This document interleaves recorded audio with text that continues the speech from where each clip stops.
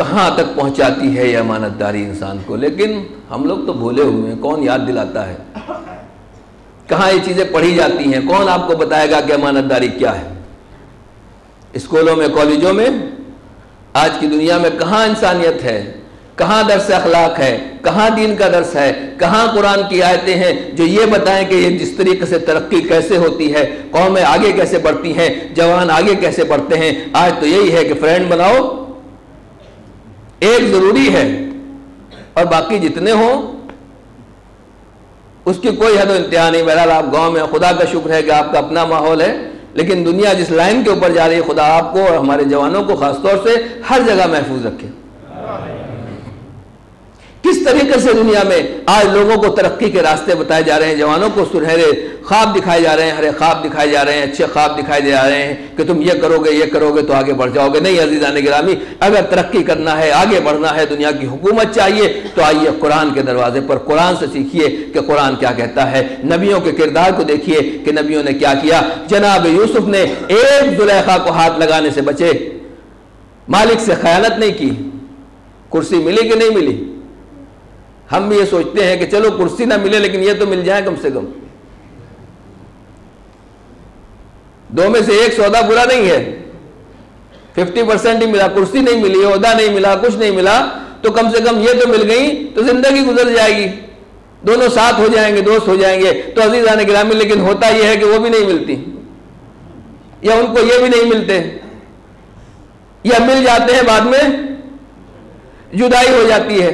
لیکن ہے دنیا کا ماحول, مزاج ماحول, آج تو آپ دیکھیں کہ کیا حالات ہیں. لیکن جناب یوسف کی تاریخ کہتی ہے کہ جناب یوسف نے ہاتھ نہیں لگایا, گناہ کے راستے پر نہیں گئے. پہلے کرسی ملی اور پھر بعد میں زلیخا آئی, اور زلیخا کی جوانی خدا نے پلٹا لی. تو پہلے تو کچھ تھوڑی بہت بوڑھی رہی ہوں گی, لیکن اس کے بعد جب بالکل جوان ہو گئی, وہ زلیخا بھی جناب یوسف کو مل گئی. آپ نے دیکھا امانت داری کہاں تک پہنچاتی ہے. انسان کو کرسی بھی ملتی ہے, اور جو حسن دوسرے پر قربان تھا وہ بھی پروردگار تک پہنچا دیتا ہے. لیکن سمال اور یہی ہے, کمال یہی ہے, شرط یہی ہے کہ صرف چند منٹ کے لیے اپنے اوپر کنٹرول کرو, اپنے نفس کے اوپر قابو کرو, خیانت کے راستے کے بجائے امانت کے راستے کو اختیار کرو. خدا پوری دنیا کو تمہارے قدموں پہ لا کر ڈھیر کر دے گا. ایک صلوات پڑھ دیں محمد وآل محمد.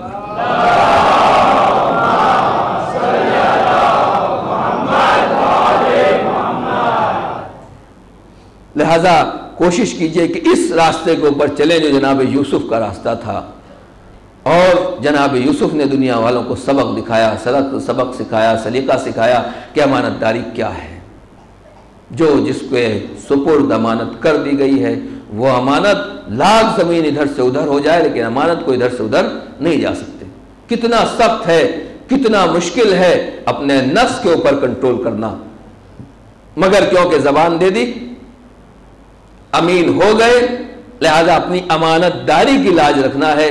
سامنے چاہے کوئی چیز آئے, چاہے کوئی چیز جائے. بس عزیزان گرامی, جس فرش عزا پر باپ بیٹھے ہوئے ہیں, یہ فرش عزا بھی اسی لیے آج بچھا ہوا ہے کہ جو کربلا کا آقا ہے, جو کربلا کا سردار ہے, جو اس کربلا کا مسافر ہے, اس نے بھی اپنے نانا کو اگر زبان دے دی کہ مولا, بابا, نانا, آپ نے جو کچھ کہا ہے وہ سب کچھ ہو سکتا ہے, لیکن حسین کی زبان خالی نہیں جا سکتی. آپ نے جو امانت میرے حوالے کی ہے, وہ امانت میں کسی طریقے سے اس میں خیانت نہیں ہونے دے سکتا, اس امانت کو معمولی نہیں تصور کر سکتا. لہذا مجھے کچھ بھی برداشت کرنا پڑے, کسی مرحلے سے گزرنا پڑے, آپ کی امانت کو اسی طریقے سے ادا کروں گا جو امانت ادا کرنے کی شان ہے. آپ خود سوچیں, رسول کی گود کا پالا ہوا, زہرا کی گودی کا کھلایا ہوا, علی کا نون نظر ہے, مدینے والوں کا چشم و چراغ ہے, وہ حسین مدینہ چھوڑ دے. جو حرم اور منی کا فرزند ہو, جو ہجر اور حجر کا فرزند ہو, جو خانہ کعبہ کا بیٹا ہو, جو مولود کعبہ کا فرزند ہو, جو واقعاً سردار جوانان جنت ہو, اور وہ اس طرح جنگلوں میں پریشان, لاچار, مجبور ہوتا ہوا پھرے, اپنی زندگی کی تلاش میں ادھر ادھر اپنی سواری کو دوڑاتا ہوا پھرے. لیکن ہاں, روایت کہتی ہے کہ حسین مظلوم اسی امانت کو بچانے کے لیے सरगर्म सफ़र हैं, आहिस्ता आहिस्ता एक उस सरजमीन पर पहुँचे, उस मंजिल पर पहुँचे, उस ज़मीन पर पहुँचे जिस ज़मीन पर हुसैन से पहले जो कोई भी नबी गुजरा उसे परेशानी हुई, जो कोई भी नबी आया उसने गिरिया किया, जो कोई भी पैगंबर आया उसको रोना पड़ा। जनाब आदम गुजर रहे हैं वो भी गिरिया कर रहे हैं, नूह गुजर रहे हैं वो भी गिरिया कर रहे हैं, इब्राहिम गुजर रहे हैं वो भी गिरिया कर रहे हैं, इस्माइल गुजर रहे हैं वो भी रो रहे हैं। और रिवायत कहती है अज़ादारो आप सुनेंगे कि जब जंग सिफ़ीन से वापसी के मौके पर जनाब मौला कायनात उस मंजिल से गुजरे जिस मंजिल को सरजमीन करबला कहा जाता है।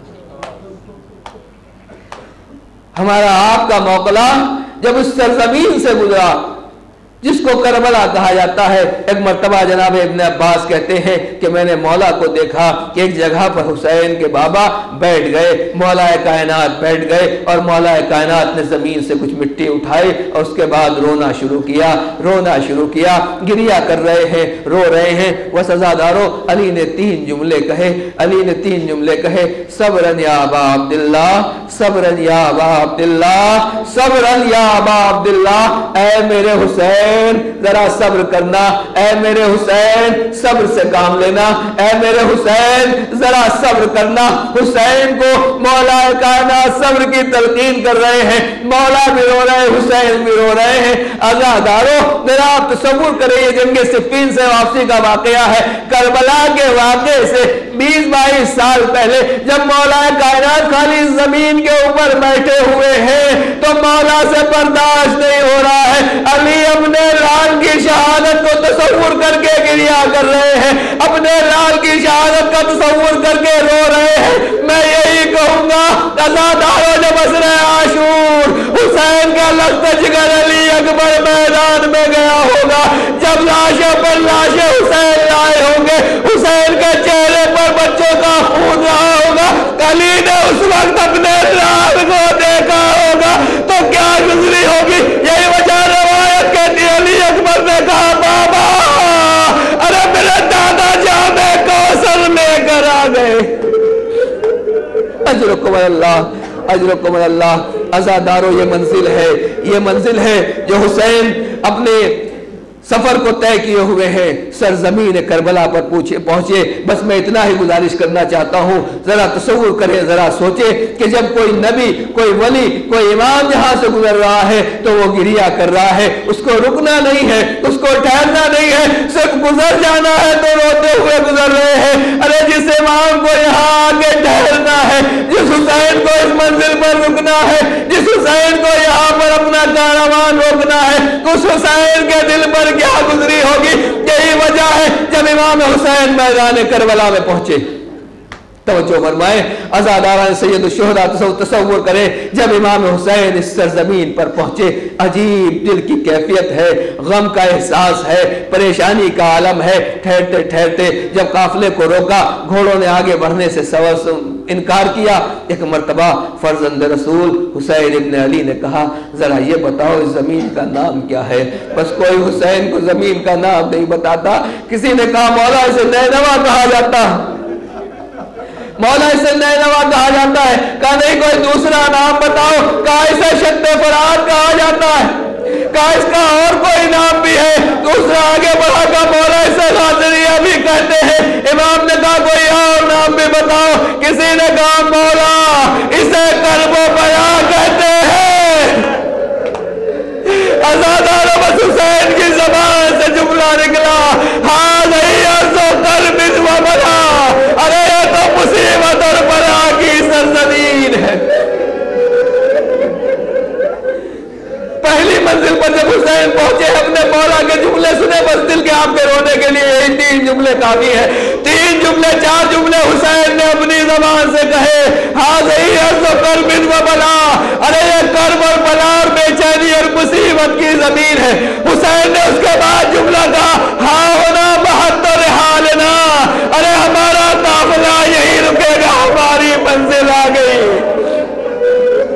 मेरी माए बहने सुने जिनके आगोश में छोटे छोटे बच्चे हैं, हुसैन ने कहा हाँ होना दुस्फको दिमा होना।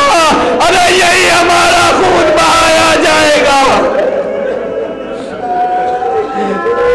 यही हमारा खून बहाया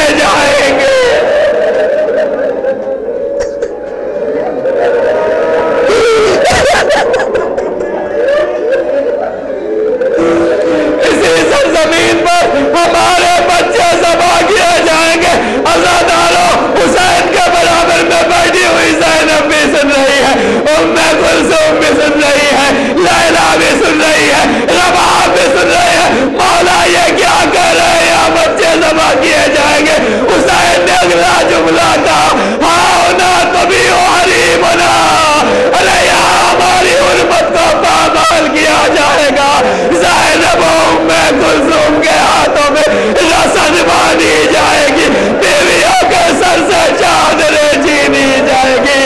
ہائے حسین میدان کربلا میں کیا ہے؟